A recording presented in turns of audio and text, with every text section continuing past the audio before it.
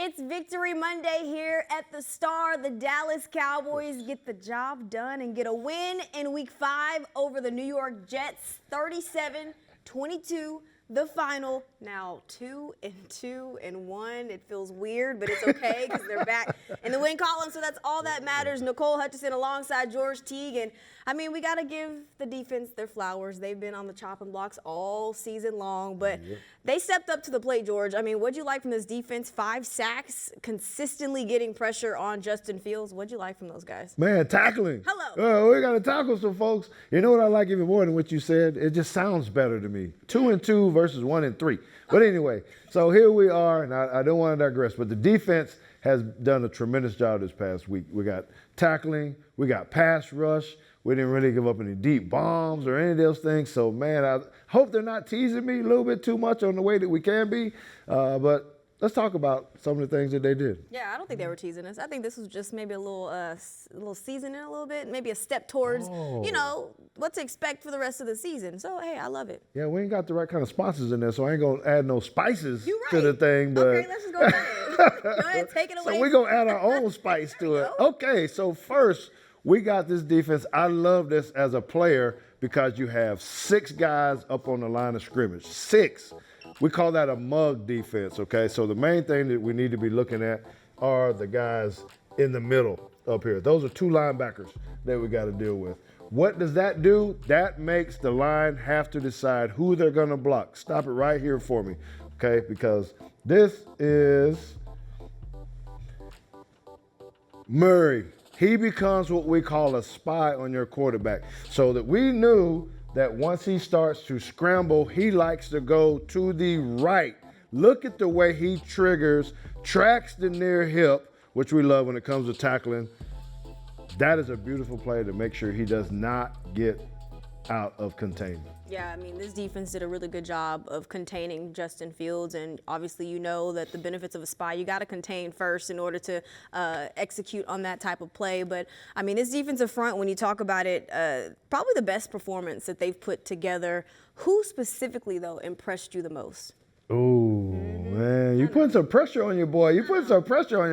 Who gave me the most? You know what? I still like Kenny Clark, man. I just think that he does so much for the line of scrimmage. He's stopping the run. He's actually getting sacks, getting the pressure that we're needing. So when you see this in a little bit, okay, we're going to get to it right now. So let me give y'all a couple of names first. This is O'Diggy, okay? There's Kenny, okay? Y'all need to see this, what happens here. So I'm going to give you just a tad bit before we run the clip of where they're going. Okay, I just told you that they like to go right with the quarterback. So we're actually going to send the guy over here to the right to try to get in his face if he likes to go this way. You're going to end up with a twist in here. He actually sets the edge and then falls back in here. Okay, so this is kind of a beautiful little stunt here that we have with them. So if you watch Odigizua goes over, we got 3 guys over to his right. He can't go right at the moment where he thinks he might be able to escape left. Oh man, look at this. We got a couple guys on him. So that is just a new added twist that I think, oh, look at me playing on words. Added twist on how to defend a quarterback that scrambles. Yeah, twists and stunts, obviously, you can see how much they consume offensive linemen. That right tackle over there saw James Houston coming and was like, you know what, big dog, just go ahead and get by me because ain't no room for, me to kind of help my offensive line. But when you talk about this defensive line, again, got to talk about it. Justin Fields, only 7 carries for 26 yards. I mean, this is one of the most rushing quarterbacks in the NFL. Yes. They completely took him out of his game. Yes, and it's very important because he came in as the only person that was really rushing better than him as a quarterback was Lamar Jackson, right? So to be able to contain him, that has been the downfall for what we've been saying about our defense, not being able to stop a running quarterback. We kind of eliminated that. We didn't have little DBs on them trying to tackle, this big 230-pound quarterback. So Eberflus, he came with it, man, did his thing this week. So we just got to keep it up and keep going. I want to go back to that that sack from Kenny Clark, Oso Digizua, because you hadn't seen this defensive line or defense at all do a lot of twists and stunts. You're seeing Matt Eberflus kind of trust these guys a little bit more. How big is that to add this to your game when you're talking about a defensive success? This is really big because when you look at this setup, I want to show it again, right? So when you look at where these guys are lined up, you got a couple guys that are in wide techniques. So you got these gaps right in the middle, right? That it looks like that this gap would be free, this gap would be free if we're going to try to run the ball. That's where you get the bait and switch, right? The bait and switch, because you see Odigizua across the center's face right there, right? And then this move is perfect, right? He stays, it's the patience, because you got to keep his eyes on him. So right at the last minute, he can go back this way in there as well. So it's beautiful.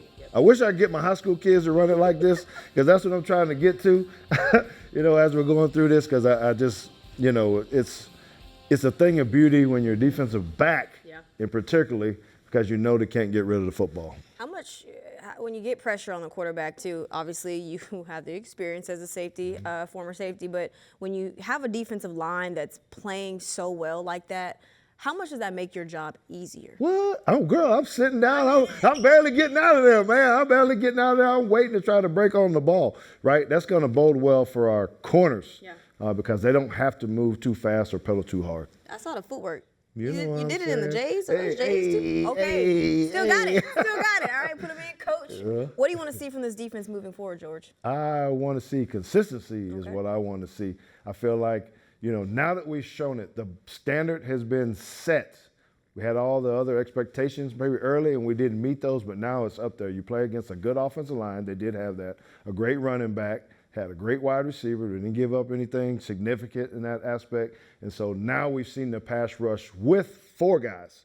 Didn't necessarily have to send too many. So I guess I just named a little bit of everything, didn't I? I mean, that sounded good, though. When you can get rush with 4 guys, I mean, hey, I'm taking it all day. This Cowboys defense playing their best ball right now. Hopefully they can build upon it heading up into week 6. Dang, it's week 6 already. Time is moving. And hopefully the Cowboys, of course, build on that success, but also get another win in week 6. And that's a wrap. George Teague, thank you. Nicole Hutchison, have a great day.